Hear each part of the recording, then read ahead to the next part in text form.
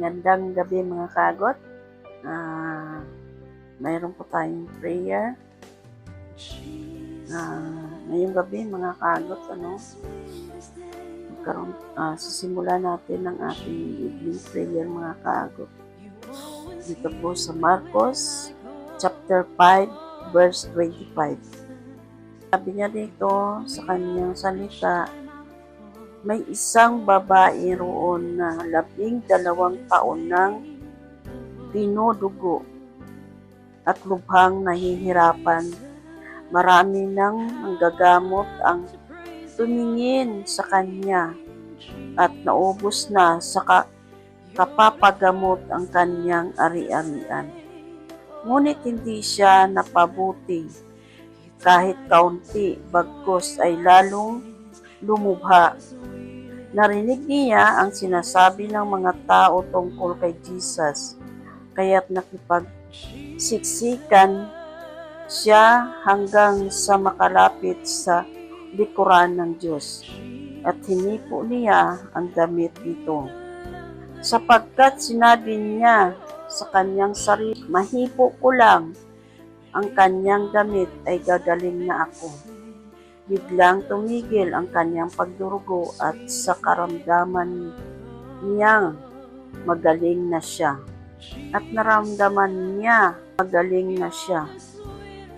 Kapangyarihang lumabas sa kanya, kaya't bumaling siya sa mga tao at nagtanong, sino ang humipo sa akin? Sumagot ang kanyang mga alagad, nakikita po ninyong nagsisiksikan ang napakaraming tao. Bakit tinatanong ninyo kung sino ang humipo sa inyo? Subalit patuloy na lumingalinga si Jesus, hinahanap ang humipo sa kanya. Palibhasa alam ng babae ang nangyari.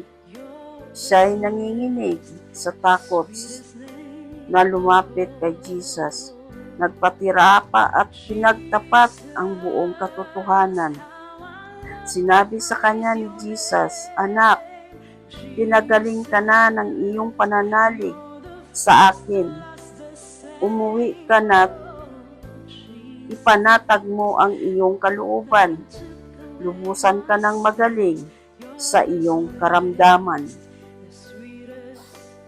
Grabe, mga kaadot, mabuti ang Diyos sa buhay ng babae ito, Damat mayroon siyang sakit, pero 12 taon, sabihin 12 years. 12 years po siyang dinurugo, naubos na ang kanyang kayamanan sa pagpapagamot, pero hindi siya gumaling. Dito siya gumaling sa kanyang pananampalataya sa Diyos. Sabi niya sa sarili niya, mahipo ko lang ang laylayan ng damit ng Panginoon, ay gagaling na ako. At yun ang tinatawag na panampalataya at pananalig ng babae sa Panginoon. Kaya nung mahipo niya ang laylayan ng damit ng Panginoon, naramdaman niya na may naramdaman niya ang pagtigil ng kanyang pagdurugo, at sabi ng Panginoon naman, naramdaman niya na may kapangyarihan din lumabas sa kanya. Yun po yung kapangyarihan ng Panginoon na lumabas sa kanya patungo sa babae upang mapagaling ang babae, dahil ang babae mayroon siyang pananalig sa Panginoon, mga kaago. Walang imposible, talaga naman ang Diyos ay tunay na manggagamot at tunay na dakila sa lahat. Siya lamang ang makapagpagaling sa atin sa anumang sakit at karamdaman kung mayroon kang pananampalataya sa Panginoon. Kaya mga kagot, sa oras nito, pray tayo, ipag-pray natin yung may mga sakit. Ulit natin, kasi sa panahon ngayon na maulan, Mayroon namang may mga karamdaman, either sa mga iba sa mga andyan na sa bahay, ngunit hindi napabuti ang kanilang ah, karamdaman. Ibig sabihin po noon ay patuloy lang tayong manampalataya at manalig sa Panginoon, magtiwala dahil ipagkaloob niya ang tunay na kagalingan na mula at galing lamang sa Panginoon. Simulan na po tayo mga kagot, mag-pray na po tayo sa oras na ito bago mag-alas 6. Banal at dakilang Diyos, sa oras na ito, kami lumalapit sa iyo, Panginoon, sa oras na ito, Panginoon. At idinudulog ko sa iyo, Diyos, sa buhay ng may mga karamdaman, Panginoon Jesus. Dahil sabi mo, Panginoon, sa iyong mga salita sa Marcos 5:25, mahipo lang ng may sakit ang iyong laylayan ng damit ay gagaling na. Kaya Lord God, salamat na ipinagkaloob mo sa buhay ng may mga karamdaman. At sa oras na ito, Diyos, patuloy ko silang nilalapit sa iyo. Naabutin mo, Panginoon, ng iyong mapaghimalang kamay ang may mga karamdaman.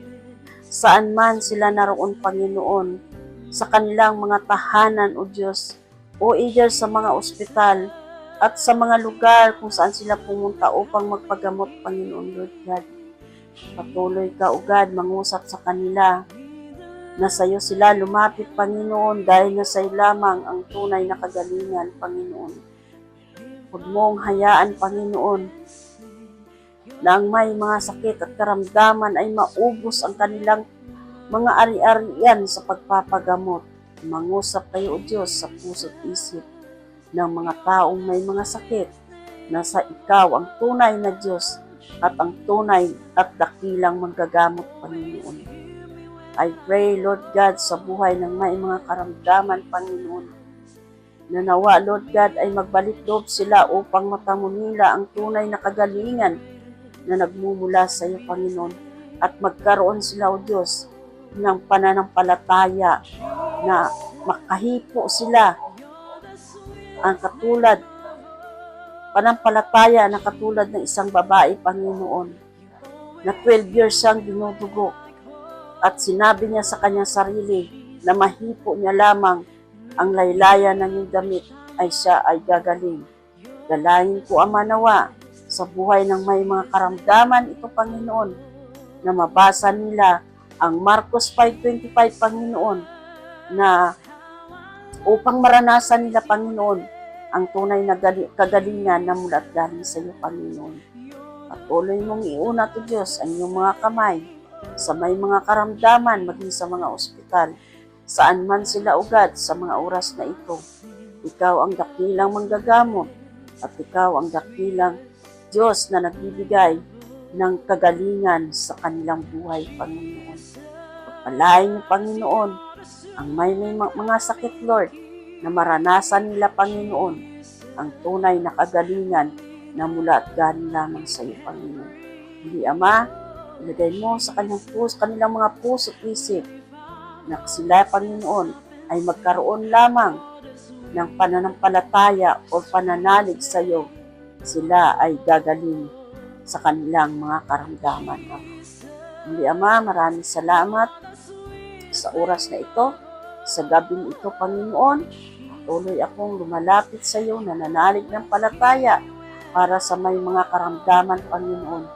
At balutin ito, Panginoon, ng iyong banal at buhay na dugo, ang dalangin kong ito, Panginoon, na makarating sa iyong banal na luklukan para sa may mga karamdaman at malubhang karamdaman, Panginoon.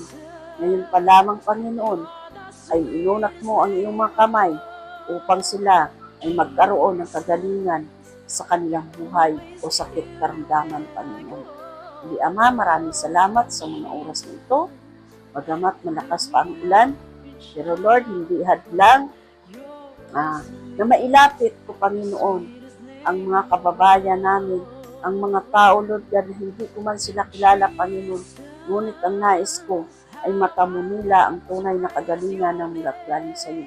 Higit sa lahat, Panginoon, ay makakilala sila at magbalik loob sila sa iyong paanan upang maranasan nila ang tunay na pagpapala mo na mula at galing lamang sa iyo, Panginoon.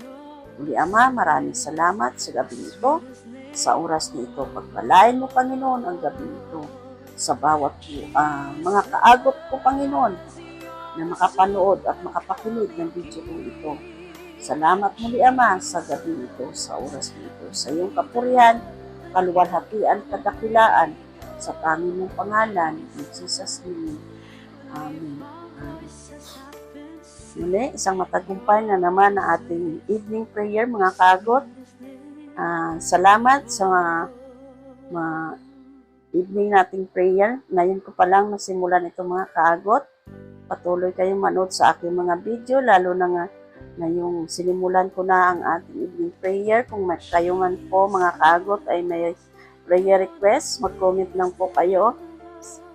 At ito ay ating susundin at ating ipanalangin sa ating Panginoon, mga kaagot. Salamat, mga kaagot. Magandang gabi muli. I love you with the love of the Lord, mga kaagot. Bye!